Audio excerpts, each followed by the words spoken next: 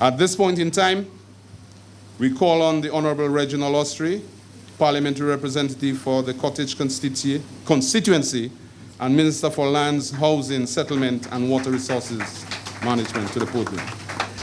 Let me recognize His Excellency the President, Charles Savre and Mrs. Savre, Parliamentary Prime Minister Roosevelt Skerrit, Honorable Gloria Shillingford, Honorable Ian Douglas, Deacon Waljohn, Commissioner of Oaths, Mrs. Rodney, other cabinet colleagues, outgoing councillors, incoming councillors, residents of Portsmouth and Lago, and other surrounding communities. I also want to recognize the presence of the local government commissioner, Mr. Fontaine, and other members of staff of the local government department.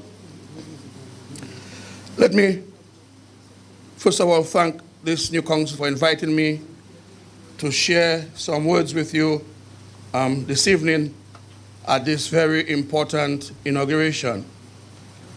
But before I do so, it would be remiss of me not to, on behalf of the Cottage constituency, extend our deepest condolences to the family of Wayne McLawrence on the unfortunate passing of his wife, and to apologize to the people of Portsmouth on behalf of the people from Cottage, because as is said in the news, that the person charged with that heinous crime is in fact from Cottage.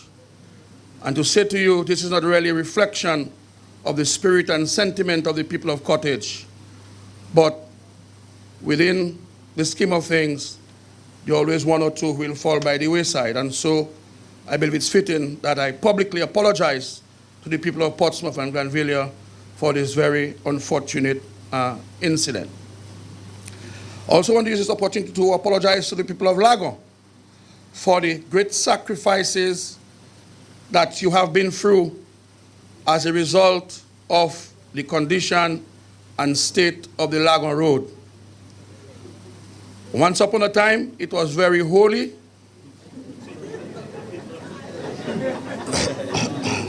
I mean, full of holes. Sorry. And at other times, it was very dusty.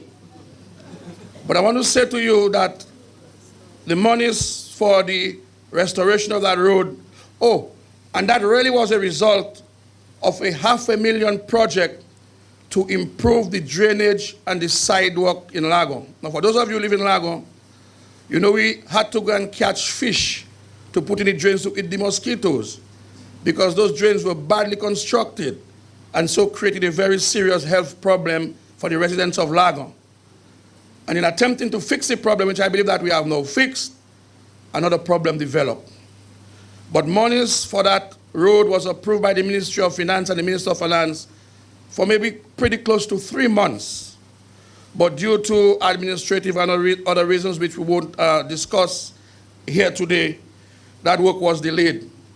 But I can say to you that the equipment have been mobilized and work has in fact started on the Purple Turtle end.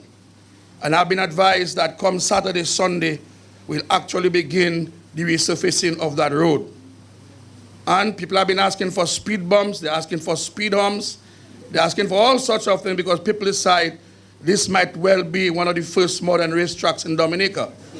May God forbid it does not become that, but we'll have to take all the necessary precautions to ensure that the life and safety of the people of Lago and Portsmouth and all the users of those roads will in fact be protected. So, for you, the pilots who go be driving on that road, if you drive on it in an unacceptable manner, we'll take action to slow you down.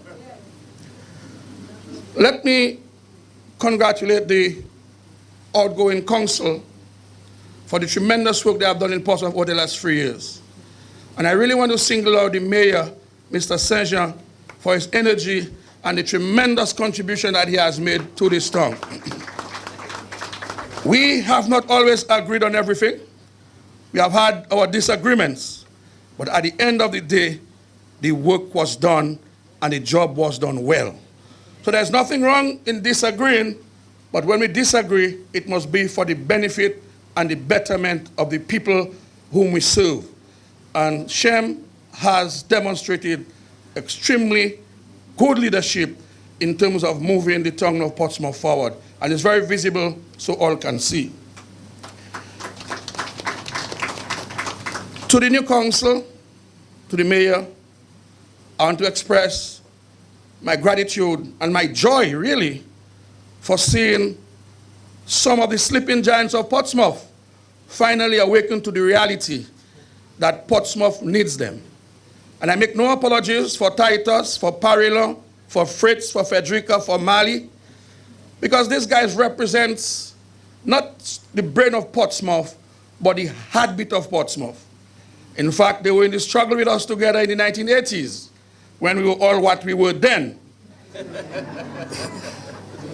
Some of us have remained that way. Some of us have changed along the way. But some of us went very quiet, I must say. But finally, we are up. And I must say that you now have a council. And that is not with indifference to the previous council. Young people put themselves up for service, but I personally believe that they did not receive sufficient support and guidance from the town of Portsmouth. I believe with this new council, you can appeal to almost every structure of the town: the business community, the academics, the youth, and everybody in the town. So I really expect these 3 years to be the easiest 3 years of the Portsmouth Council in a very, very long time. Thank you very much, gentlemen, for waking up. But I cannot not help single out my friend Josephat Williams, better known as Oi. And I can say to you that I'm very happy I did not have to contest Lago in that town council election. Because I know I would probably get a serious beating from Oi. Because Oi have a strategy of being on the ground that nobody has yet to master that strategy. And that is why he would have come up the top winner over 172 votes in 185 votes. And I'm happy that Oi is not contesting against me in the general election. Because I know I really have my work cut out for me. But I really need to thank him for the tremendous work that he has been doing in both the Lagon and in the Portsmouth constituency. Raising the consciousness, raising the awareness, meeting the people, being there on the ground 24/7. And I hope that we will see that continue in the next weeks and months ahead as we wait for the big thing, the real thing. Thank you very much, Dave, for the tremendous support that you have been giving to Lagon in particular over the last couple months. Your work will not go unnoticed, and I'm sure you will be rewarded by bringing the Lagon seat home to the Dominica Labour Party at the next general election. I believe this is the right timing for the Portsmouth Town Council. Because for those of you who are awake, will realize that Portsmouth is in fact beginning to move. And for any city, any town, any country to move, you have to start by improving the infrastructure and the social services. And we can see the number of roads that are being fixed and repaired, new roads being constructed. We now have to sit down and wait and to create opportunities that the town has been asking for the longest while. So this is not about a council of just killing mosquitoes and rats and cleaning drains. This has to be a council that will set the tone for the continued development of the town of Portsmouth. We want to see the town of Portsmouth becoming like the municipalities in Guadeloupe and in Martinique and the French territories, where you're given certain autonomy that you can take and make certain decisions on behalf of your people, on behalf of your town. And the government has demonstrated in the past, because of all the programs and all the projects that were successfully executed by the outgoing council, 99.9% of the funding came from the central government, from the Dominica Labour Party government. And so, I don't want to speak for the Prime Minister, but I can speak for myself. I'll continue to pledge the support of the government in ensuring that the government does what it has to do and give the people of Portsmouth an opportunity to do what they have to do, which is the enhancement and development of the town of Portsmouth. As Minister for Lands, Housing, Water Resource Management, I am satisfied that we have in fact delivered to the town of Portsmouth. We have seen the total transformation of Chance. In fact, the Chance you knew when Maudlin went there during the days of Michael Douglas is a different Chance that you'll be seeing right now. In fact, I get heavily criticized sometimes for having given you 16-foot wide roads where some ministers still complain about the 8 and the 9 and 10-foot roads that they have in their constituencies. But we were looking at the future, and today it has all paid off, that Chance is a totally transformed community, and will continue that transformation to ensure that Chance becomes the beacon of Portsmouth, a community that was once shunned on to become the shining light and the shining example of the town of Portsmouth.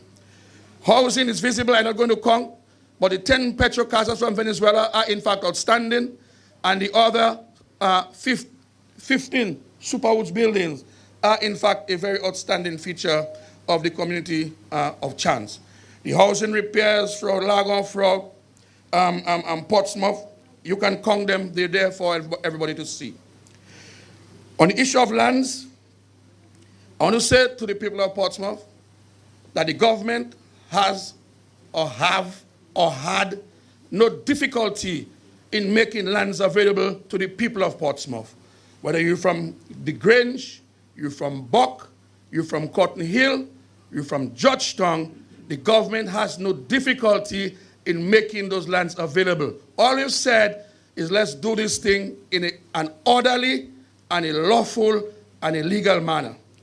Now I want to say to the people of Georgetown that all preliminary works for the Georgetown housing is in fact complete.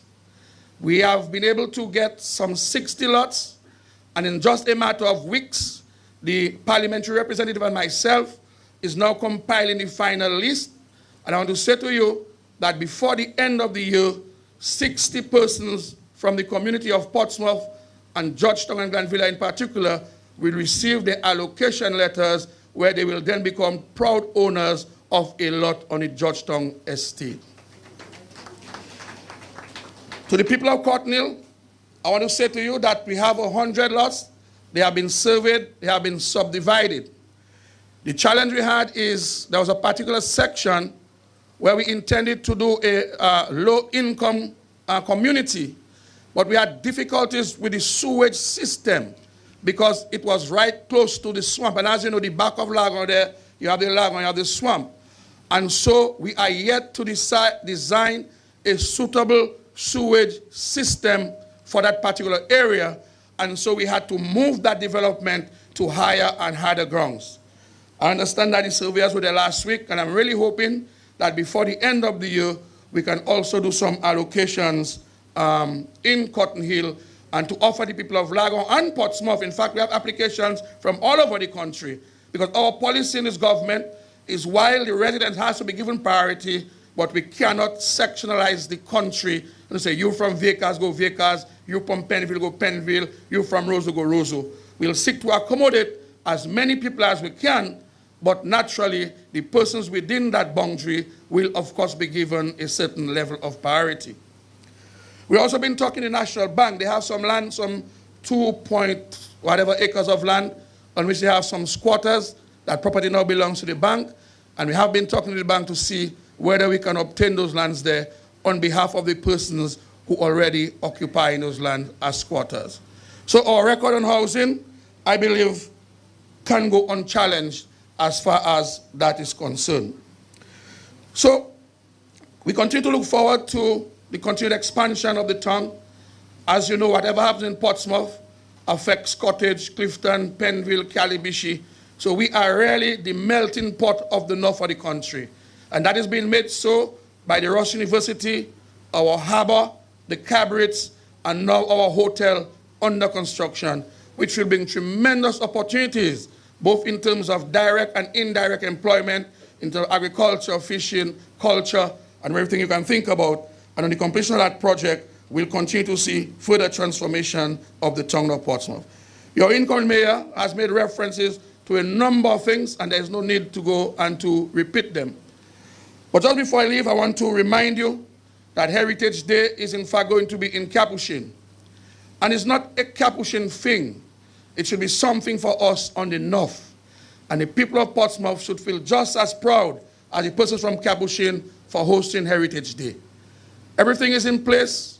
In fact, we finally confirmed that this band, Fanatic, I understand, will bring the curtains down on the activities on Sunday night. We're also thinking of doing a dry run on Saturday just to test the thing, to make sure it's going well. So we intend to do a dry run on Saturday, and the real thing will be on Sunday. So I want to extend an invitation to all the people of Portsmouth. Well, Ian has to be there, because Ian was the preacher in one of the Triduum for the Feast of Capuchin. They had St. Francis of Assisi. And Ian was the lead preacher on one of those nights. And I can tell you he did a damn good job at it. Give Ian a round of applause, please, for me. Oh, yes, he did a blessed job. I'm Dick Waljohn. Of the activities. And so Ian has to be there to continue works. And I expect him to have a number of you follow him for this very exciting event being planned. The roads are being repaired. The Tukari Hill that you guys were scared of, that is now being repaired. That will be in tip-top shape. We're doing some work on the roads in Capuchin. The Lago Road will be all right. So the road will not be an excuse, or cannot be an excuse, for you not coming to Capuchin for Heritage Day. So I want to, once again, thank Titus and the Stalwarts for taking part in this very important organization in the town of Portsmouth. You have your work cut out for you. It's not going to be easy, but I know you can do it as you've done it in the past. So may God continue to bless your tongue, Lagon, Glanvilla, Zikak, Chance. May God continue to bless Dominica, but more importantly, may God continue to bless the government of Roosevelt Skerrit, and that you, the people of Portsmouth, will return the gratitude at the appropriate time and show appreciation for the support that the government has given to the town of Portsmouth over the years. Thank you very much, and may God bless you.